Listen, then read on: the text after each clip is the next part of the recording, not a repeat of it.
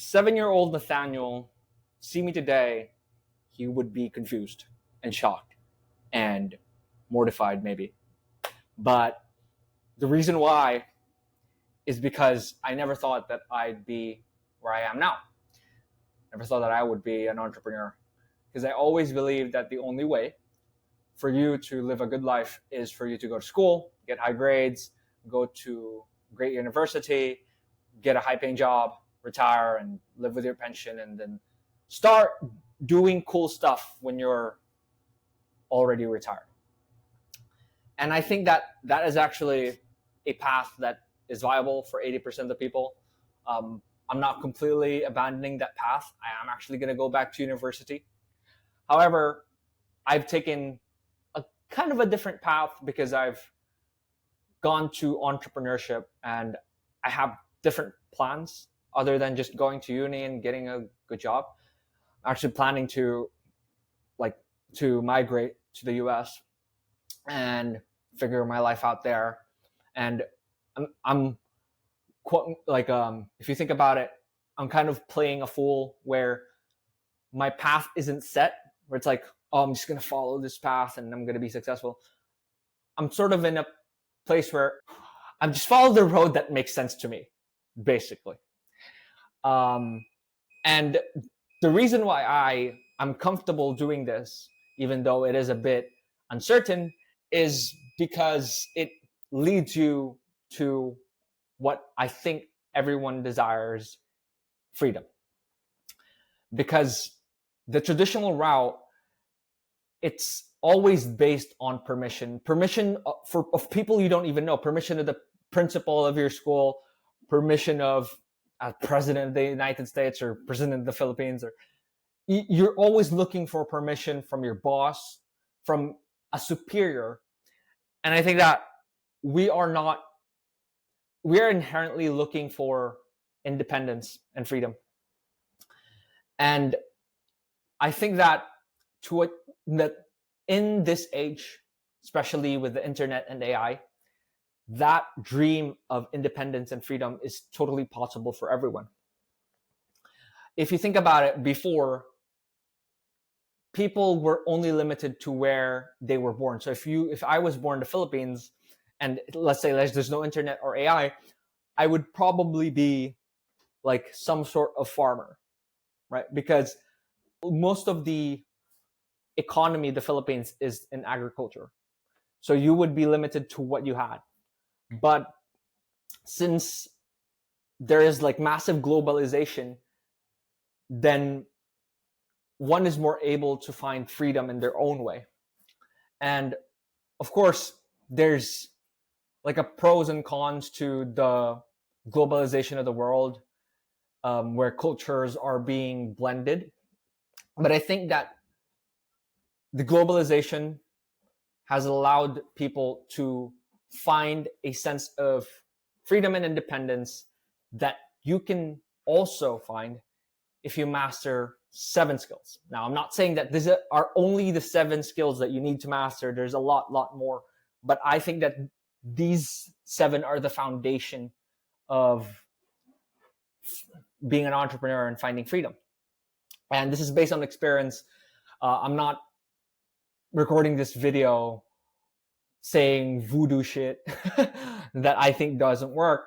The premise of this is these are the 7 skills that I did master to have the confidence to say that no matter what happens, even if I lost everything today, I know I'd make it back because I have these 7 skills. And so I want to share with you the 7 lessons that I learned.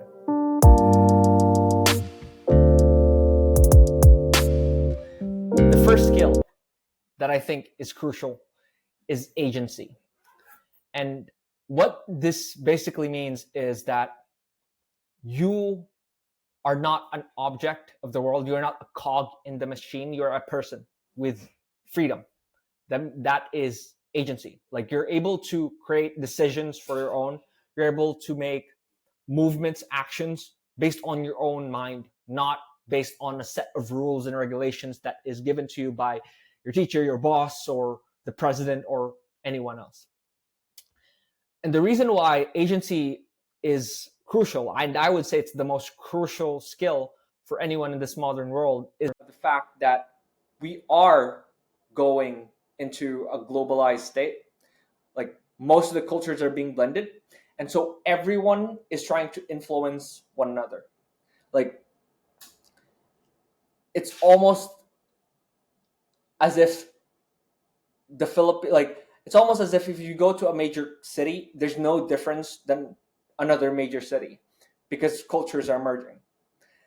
And in anthropology, well, in sociology, there's an idea of a hegemonic culture, meaning there's like a dominant culture that permeates the world. And everyone on the internet is competing for that. Everyone is competing for the right way to live. But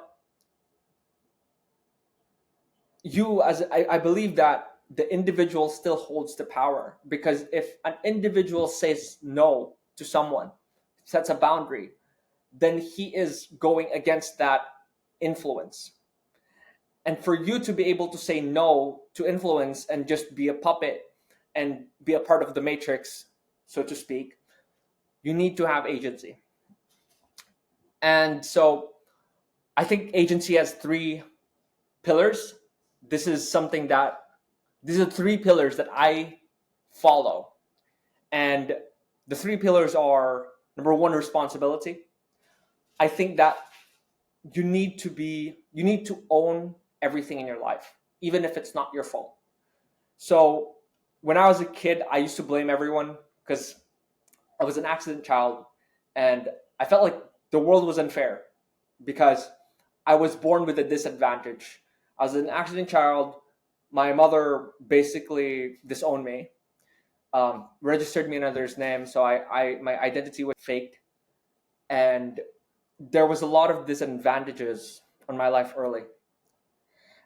And I've always had a victim's mentality, and rightfully so. I would say that, being a victim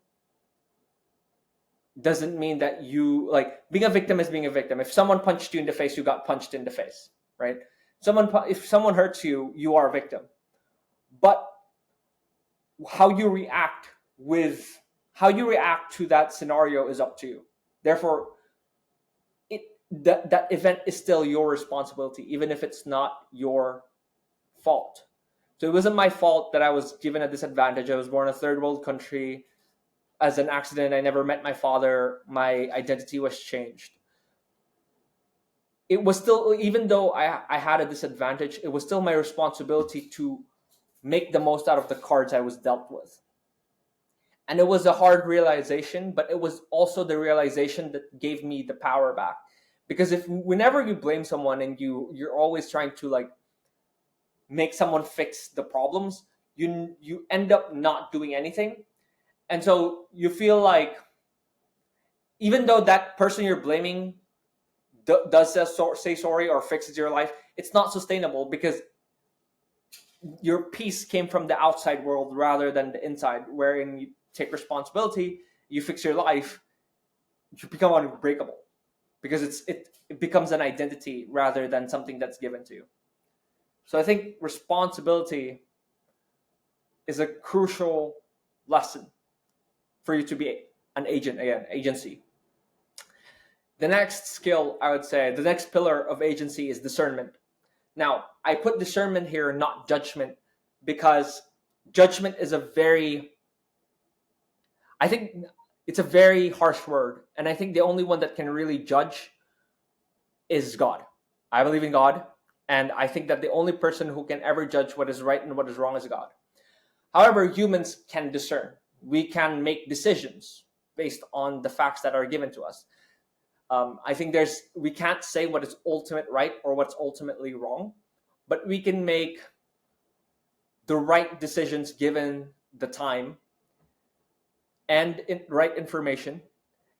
If we can think objectively, that's a bad word. I wouldn't say objectively, but if we can be reasonable, if we can think with proper reason and not let our emotions get the best of us, I think that we are able to make good decisions that is aligned with who we are, not just with other people's influence.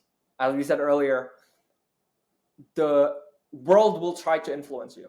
That's what culture is. It's always trying to influence you.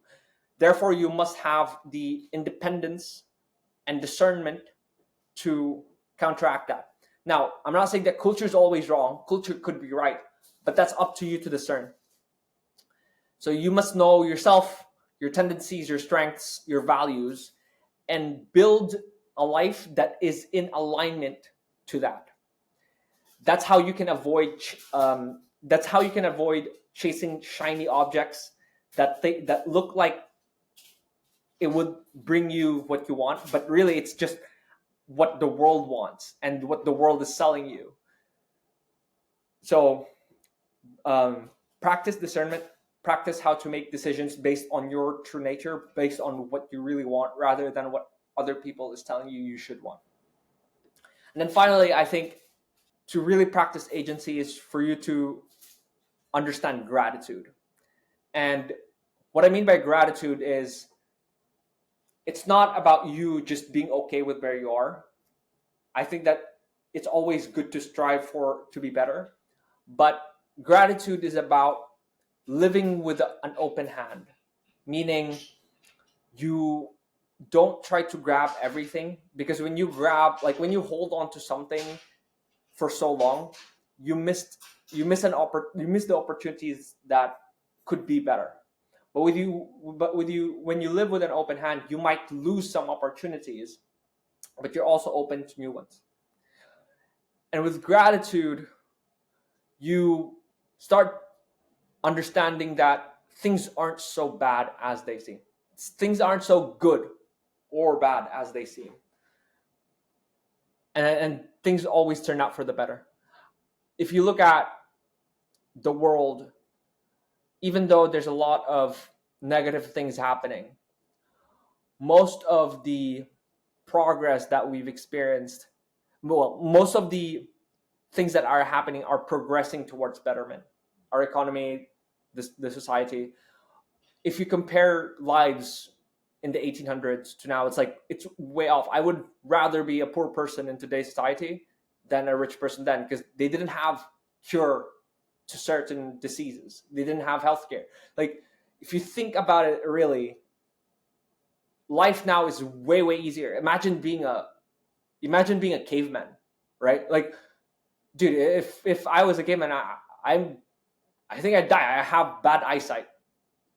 So being grateful and seeing that life isn't as bad or as good as it seems, and just accepting what is, being grateful for that, I think it's a key strategy for agency. So those are the three, and that's agency. The second skill is psychology. Now, we will always be working with people because that's how life works.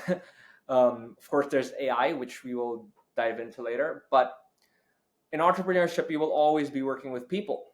And if you are working with people, then understanding psychology is a non-negotiable.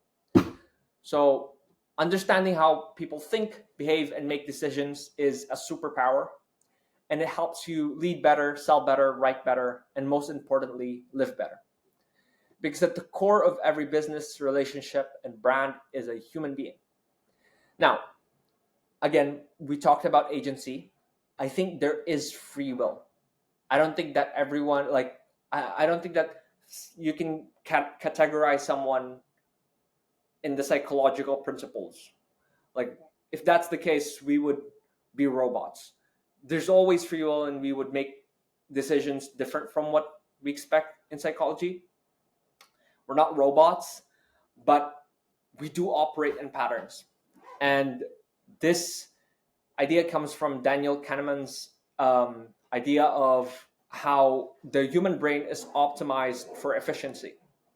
Meaning, we want to make decisions that our brain is programmed to make decisions that are efficient, but not always as effective. We're not thinking of like the most effective ways to solve a problem. We're looking for the fastest and easiest way. That's why we don't always consciously think of things.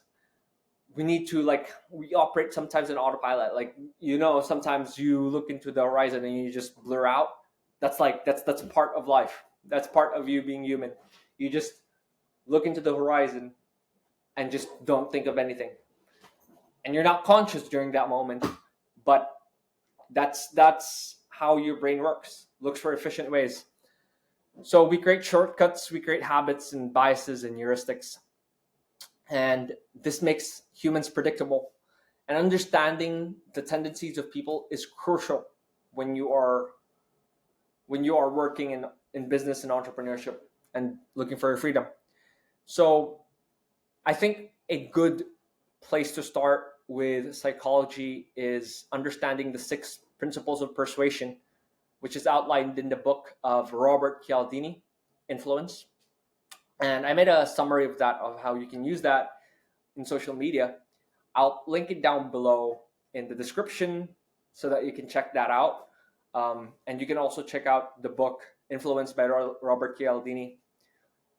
It's a great book. I think most of the entrepreneurs, he's the godfather of psychology of persuasion. Every entrepreneur knows that book.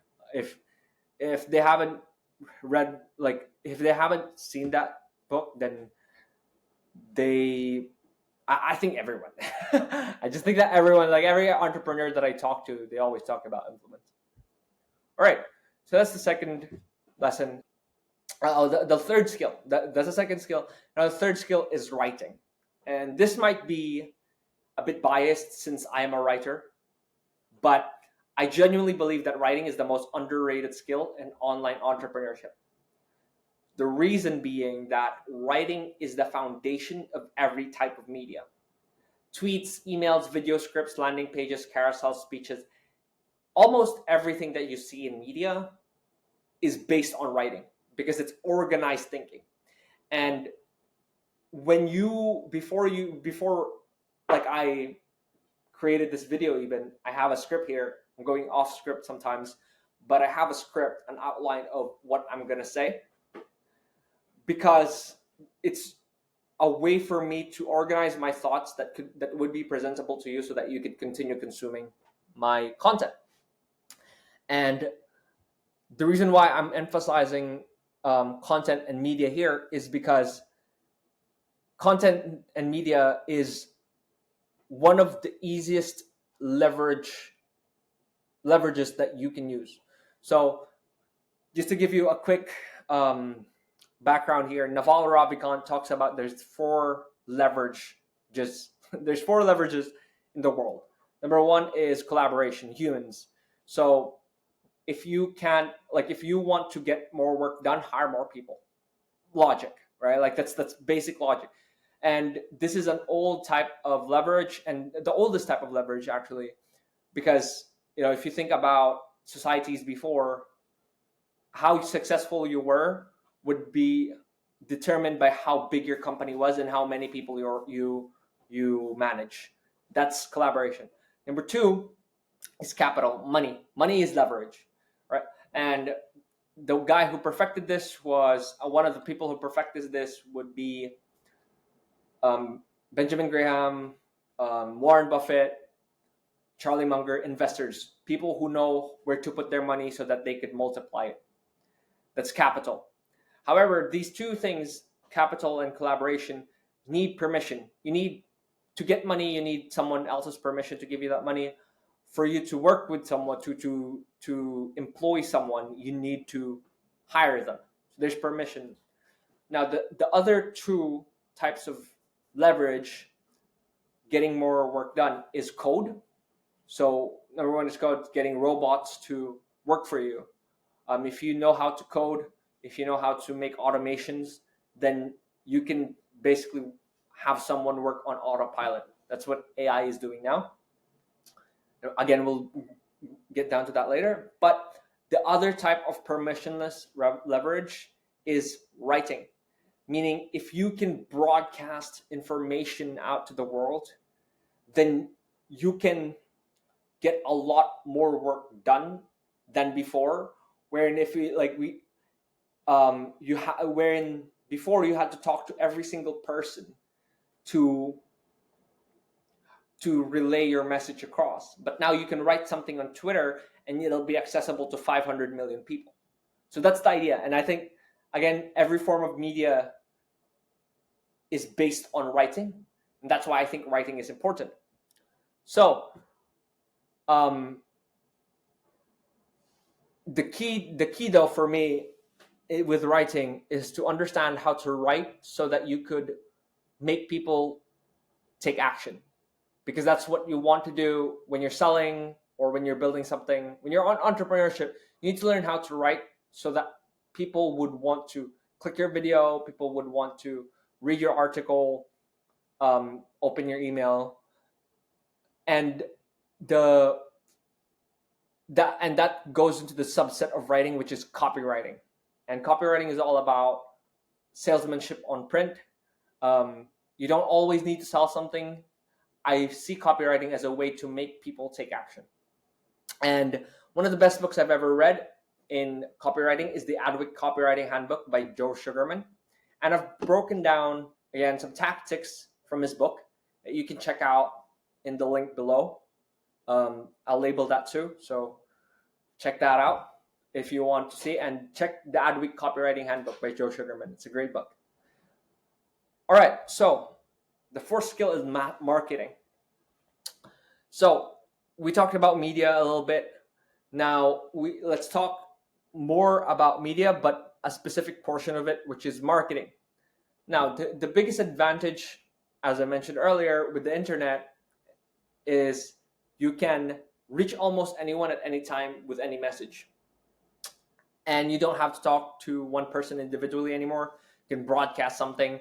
You can post on social. You can send an email. You can launch a campaign, and you can get eyeballs, even strangers, to see your stuff.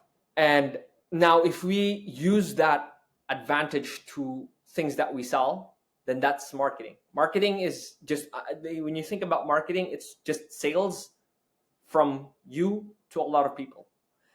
Later we'll talk about sales specifically, but with marketing, it's one to many. And the foundation of marketing is to understand three aspects of marketing. Number one is the avatar. The avatar is the person you're serving. So understand, who are you serving? What do they need? And what do they need? What are their pains? What keeps it up at night? What are their wildest dreams?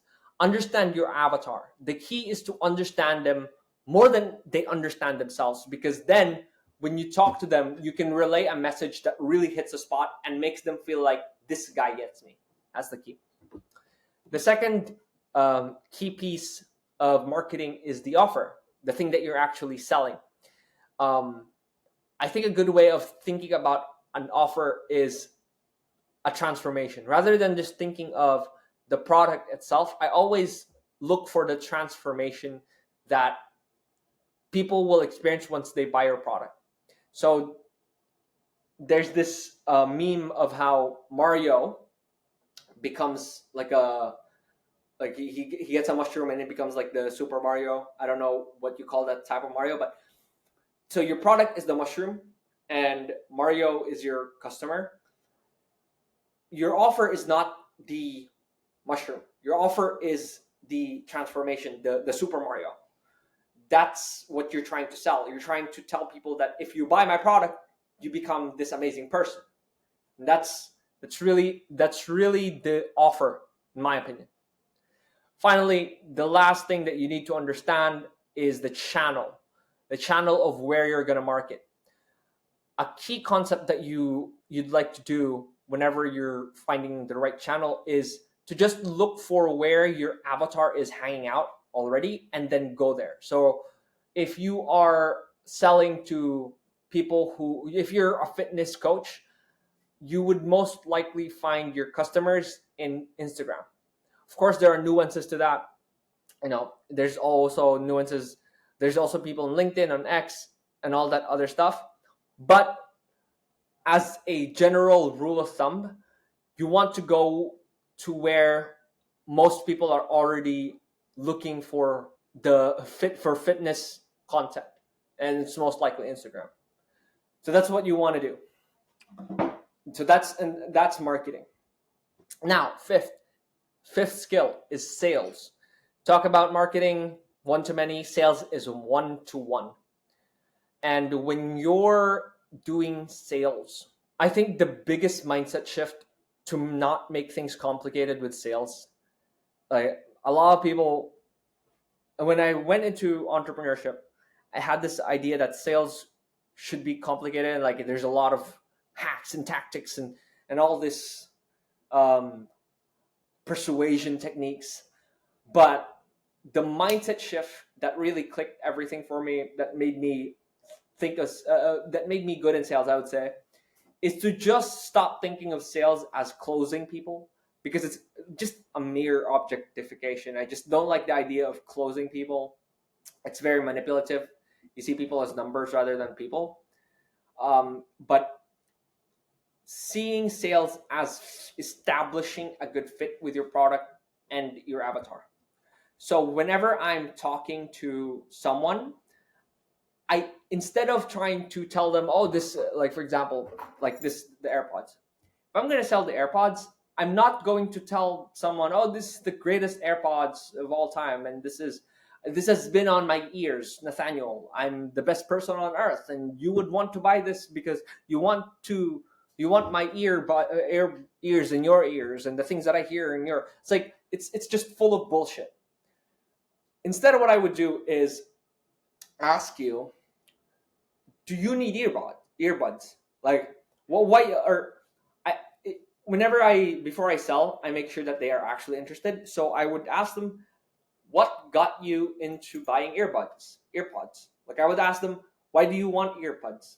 And then they tell me why. And then I would go deeper into their problems and then see why this is a good fit for them. So I wouldn't, there's no arbitrary way for me to sell to someone. I would cater their needs, the needs of that individual in the sales call to the product. And that's the value sales. It's, you see how in marketing, you're really broadcasting a message, while on sales, it's really specific. It's more personalized. That's why it's a one-on-one experience, because you're selling to someone, you're establishing a good fit with their problems and your product. I think that's the value of sales. And again, what I like to do is to position this as the solution while looking for the problem, the main problem of my client. And if they don't want like AirPods, then I wouldn't sell it to them. It's just that's just it. If I get a no, are you interested in AirPods? And they say no, then they're not the right customer. There's someone out there who would want an AirPods. And if no one wants the AirPods, then I shouldn't be selling AirPods. I should look for something else, right? That's the idea behind that as well. Maybe the product that you're selling is crap. That's the foundation of a good business, is a good product.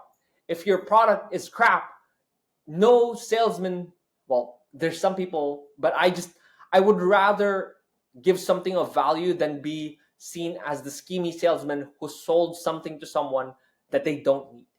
I just don't want that. I just don't want the guilt. At least I could sleep well at night thinking that I had a good day in my job, selling something that could actually help people. So that's sales. I think that a lot of people, if they can understand that concept, would be less judgy of sales and think of sales as problem solving rather than sleazy talking. So that's sales. Okay, skill number 6 is artificial intelligence, or AI. Okay, I think AI is a skill. And I think that it's something that we all need to master, because AI is somewhat of a threat to humanity. I'm not saying that in a way that's we're going to get killed by AI, but I think that a lot of jobs will be replaced by AI because it's really good at automating stuff. And if you can program AI well, it can do a lot of mundane stuff for you so that you can focus on the creative stuff. Now, I don't think though that everyone will get replaced with AI. I think that people who don't know how to use AI will get replaced. But if you can learn how to get to use AI, then you will just become better at what you're doing already. The idea that AI will take all jobs is a bit silly to me. It's like saying that the internet, it's like, if you think about how there's so many technology that went into Earth, and we found a way to go around them and still create a good society, like a functioning society. It's just silly to think that AI will replace everyone. If everyone can be literate with AI, know how to prompt it, know how to use it, then you'll stop doing mundane things, and it leaves you space to do cool stuff that AI can't do. For me, one of the things that I like to do that's not AI is jujitsu. So now, because I've not mastered, but I've learned how to use AI, I can get work done faster, and I can start doing jujitsu, and I can start doing other stuff with my work in entrepreneurship. I'm a ghostwriter, so with AI, I can research faster because I don't need to go through hundreds and thousands of articles in Google. ChatGPT will do it for me. Perplexity will do it for me. There's so many tools that I can use, can do that for me. So mastering AI, looking at different tools and understanding how you can maximize your experience with AI, maximize your productivity with AI, I think is a must, especially moving forward as it becomes more advanced. Okay, so the last skill, seventh skill, leadership. The reason why I say leadership is because I don't believe in the idea of solopreneurship.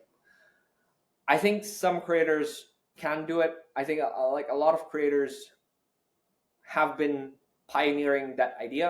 I think it's very attractive because it's like all the money's yours and you can do a lot of cool stuff when you're by yourself. And I think it's like props to people who can do that. But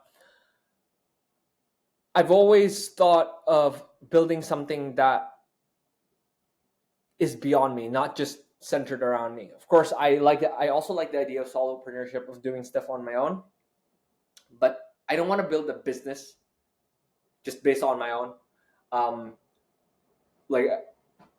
I think 90 days after I started my business and I could afford to, I already hired people who I could train and I could get into the culture and grow with, because I think it's important to have someone that you can rely on and work with so that you're not always stuck in the weeds. And so a key skill that has helped me manage that is leadership.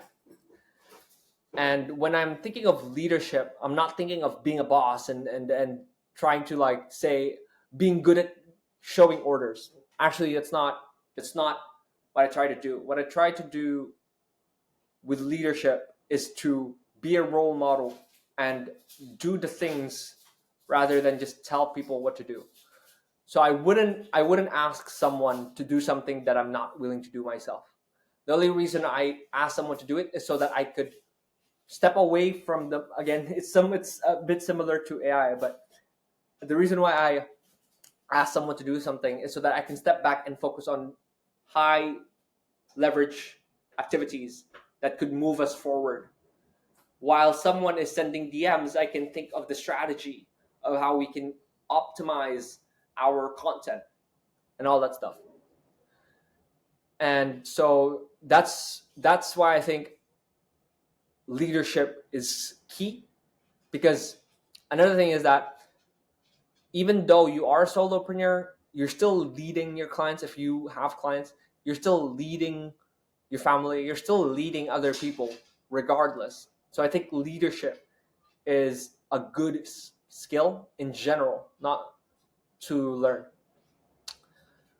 With leadership, I think a good place to learn is the people who have dire consequences when they don't do a good job in leading. And those are the military.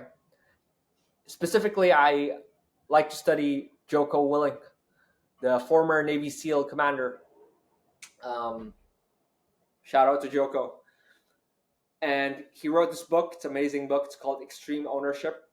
And he laid out great principles on leadership and team building that they use in Navy SEALs, but is also applicable into business. So you can check that book out. I also wrote a summary of that book in the description. I'll link it down in the description. I wrote a thread on that, and you can check that out too. So yeah, those are the 7 skills. Number 1, agency. Number 2 is psychology. Number 3, writing. Number 4, marketing.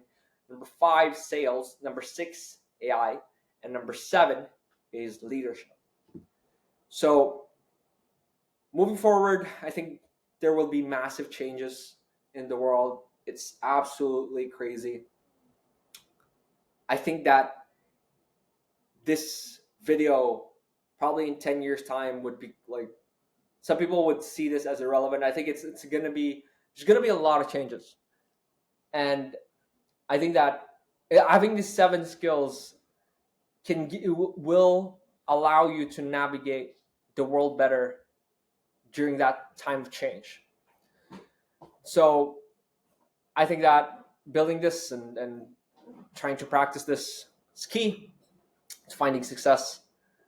And so I hope that the people who are watching I hope that you watching this could master the 7 skills as I mastered them too. And let's get ready for what the future holds. Cheers.